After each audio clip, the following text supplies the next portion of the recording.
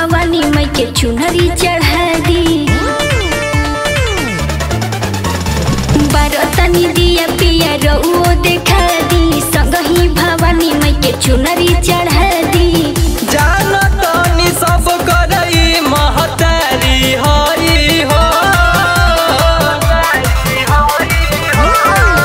तोहरो से बड़का माई के,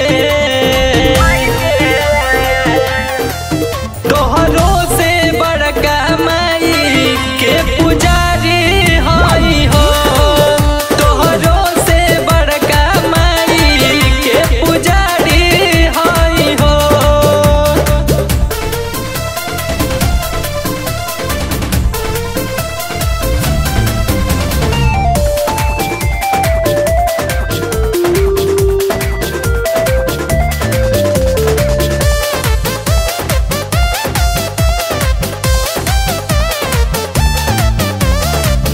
तो अब तो न सफरोता की धोई दी चरनिया, लेके तबहिल बाड़ा गंगा जी के पनिया, गंगा जी के पनिया।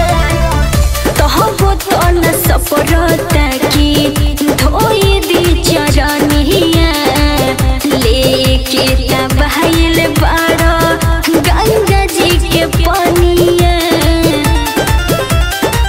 सोचहु के भगतन में भारी हई हो, तोहरो से बड़का माई के,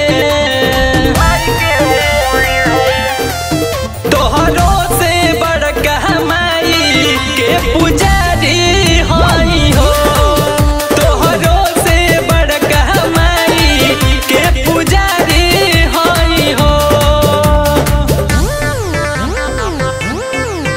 तोहरो से बड़का माई के पुजारी हई हो।